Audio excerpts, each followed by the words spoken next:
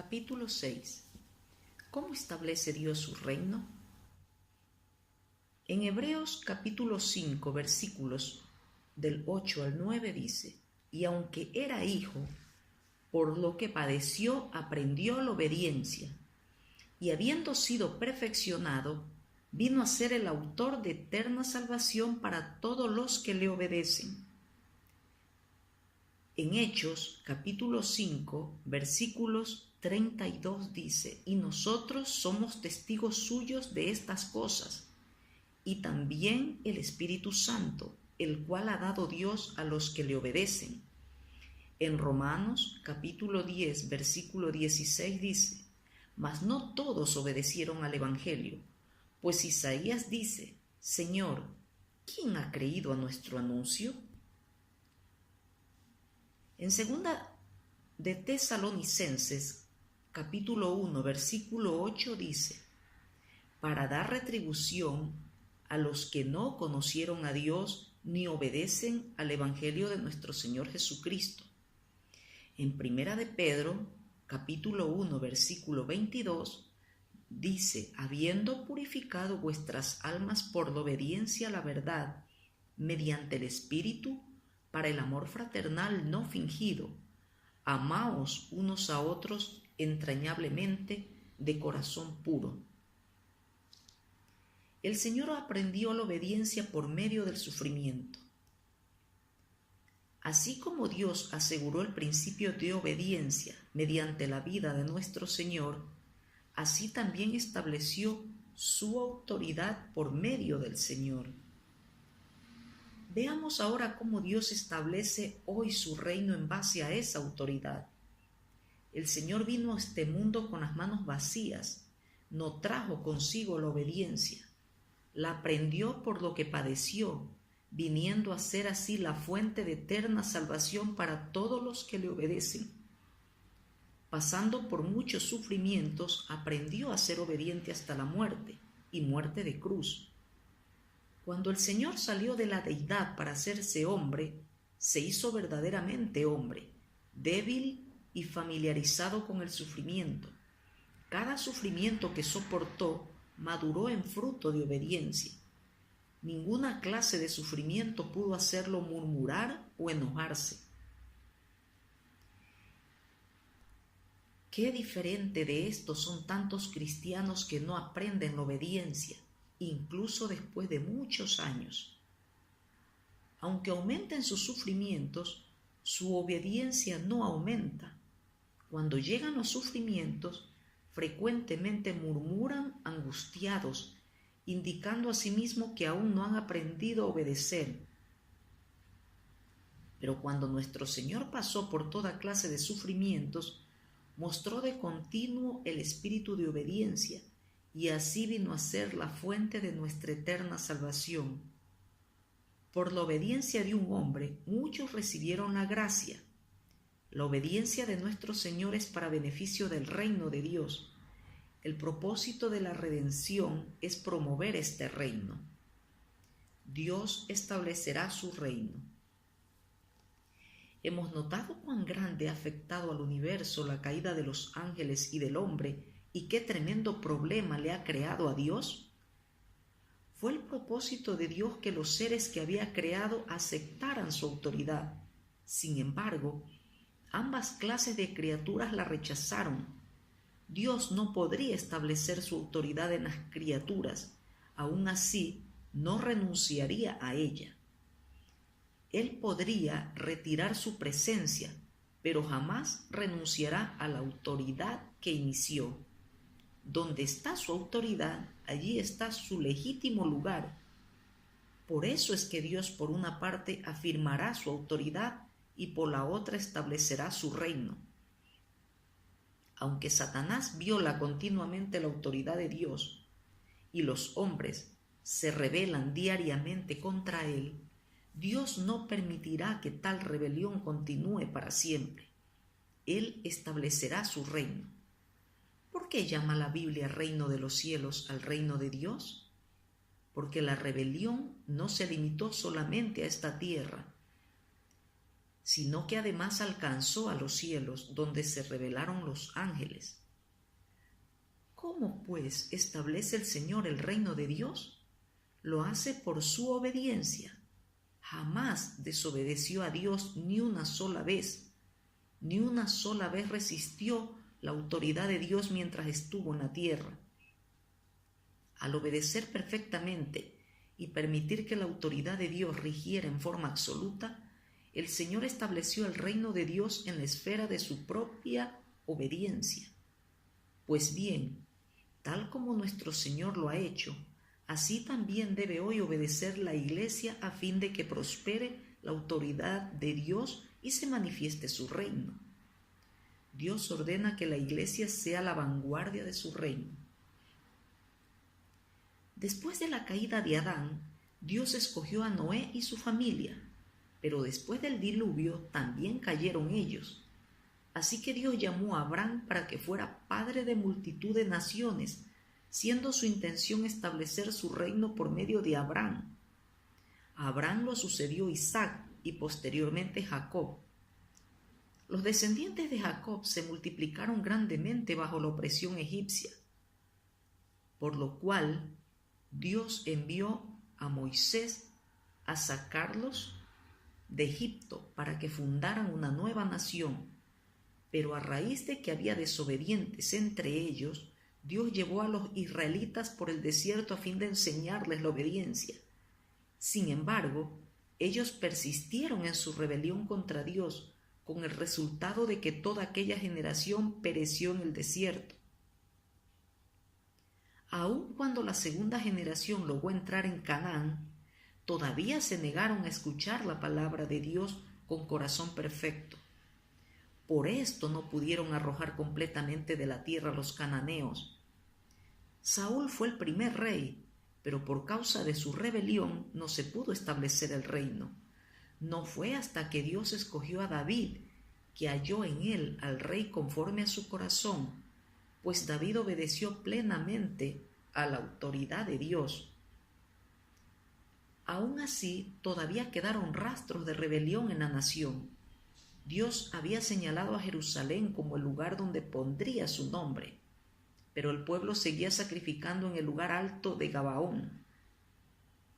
Eran tardos para obedecer, tenían rey pero carecían de la naturaleza espiritual de un reino. Antes del tiempo de David, había un reino sin rey propiamente dicho. En el tiempo de David existían el rey y el reino, pero todavía faltaba la naturaleza espiritual del último. No obstante, el reino de Dios tendría que establecerse verdaderamente. El Señor vino a este mundo a fundar el reino de Dios. Su evangelio es de doble naturaleza, una personal y otra corporativa. En cuanto a la naturaleza personal, el Evangelio llama a los hombres a recibir vida eterna por medio de la fe. Con respecto a la naturaleza corporativa, invita a los hombres a ingresar en el reino de Dios por medio del arrepentimiento. Los ojos de Dios están sobre el reino. La llamada oración del Señor, por ejemplo, comienza y termina con el reino. Empieza con las palabras: venga a tu reino, hágase tu voluntad, como en el cielo, así también en la tierra.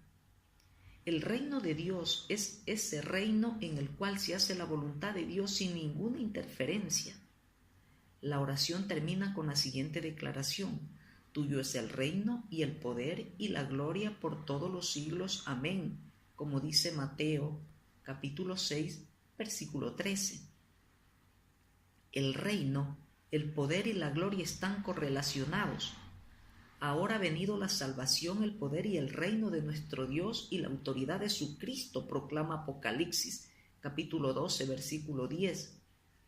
Por eso es que el reino es la esfera de la autoridad. Porque he aquí el reino de Dios está entre vosotros, dice el Señor en Lucas, capítulo 17, versículo 21. Dice entre vosotros, no dentro de vosotros. El Señor mismo es, en realidad, el reino de Dios. Cuando el Señor Jesús está entre nosotros, es el reino de Dios el que está entre nosotros. Por eso es que la autoridad de Dios se realiza plenamente en la vida del Señor.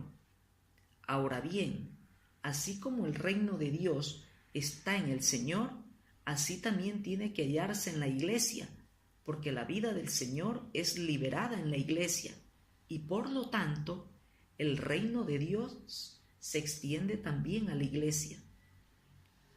Comenzando con Noé, Dios se las ingenió para tener un reino, pero un reino terrenal y no el reino de Dios. Este comienza en realidad con el Señor Jesús.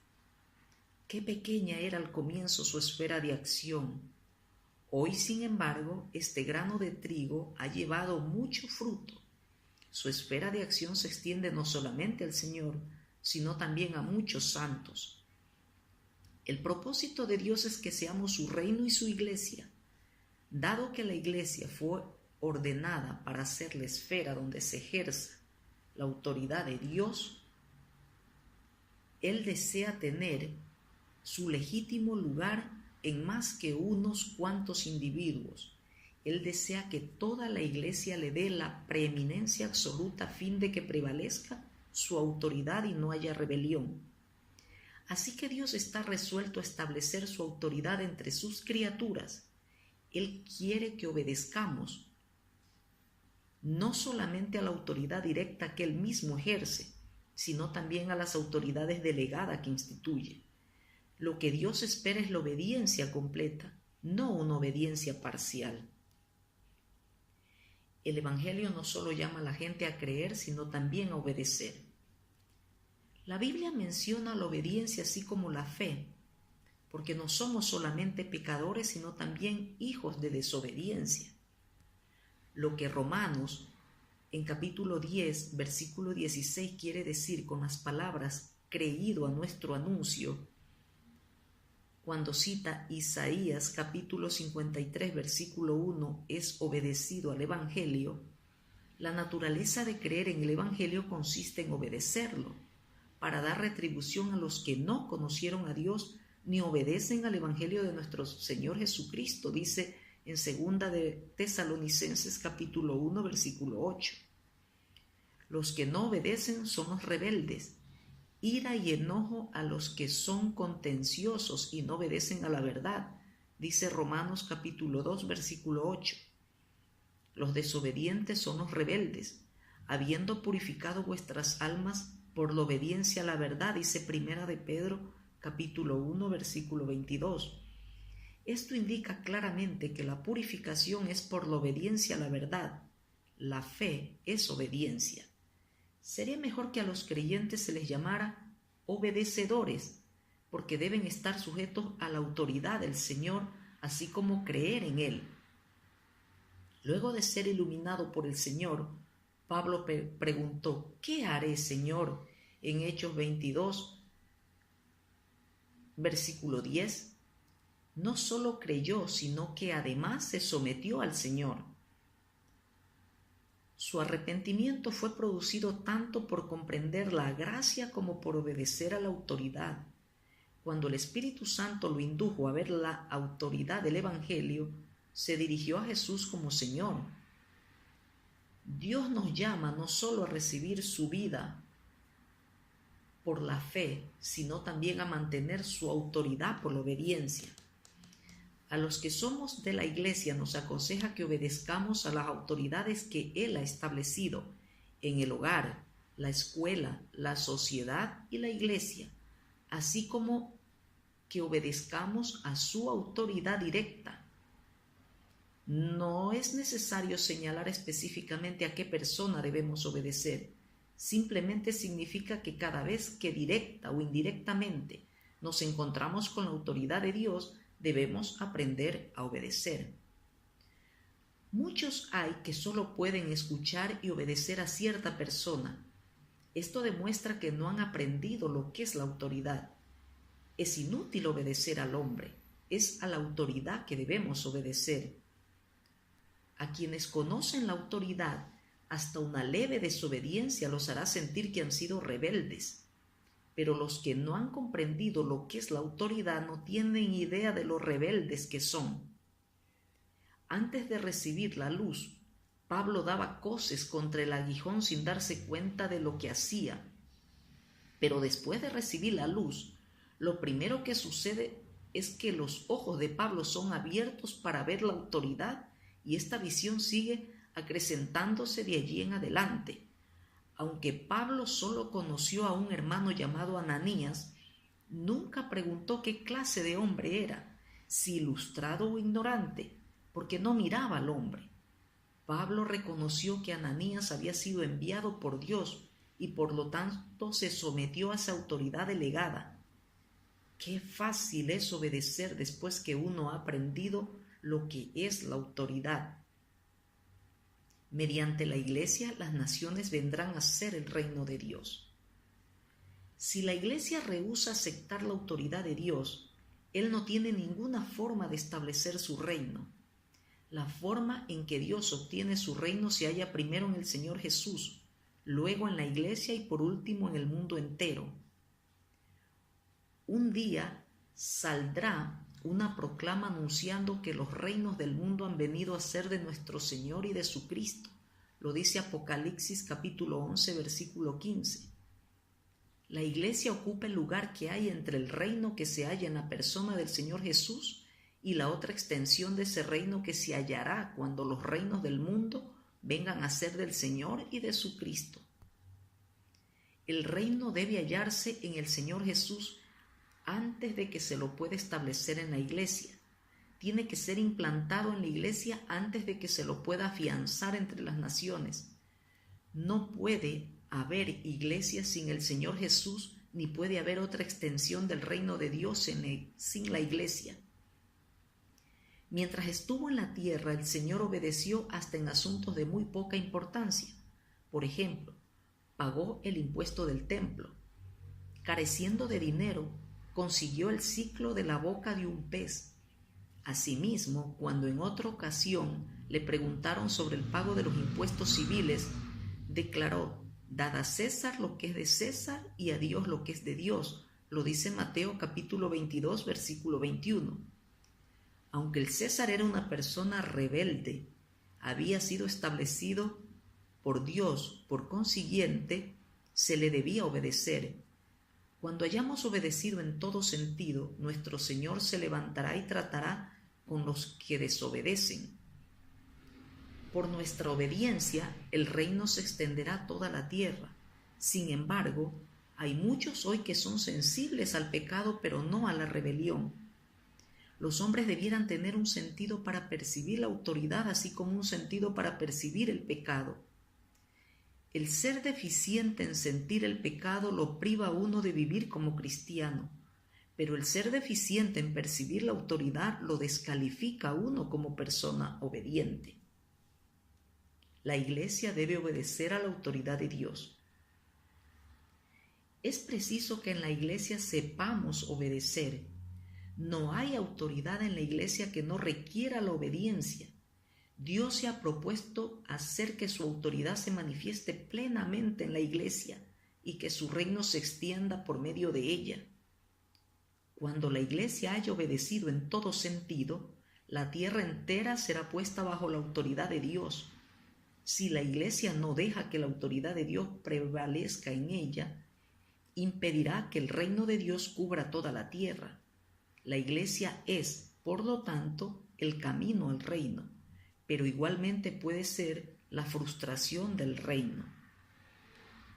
¿Cómo podrá manifestarse el reino de Dios si no podemos someternos a una pequeña contrariedad en la Iglesia?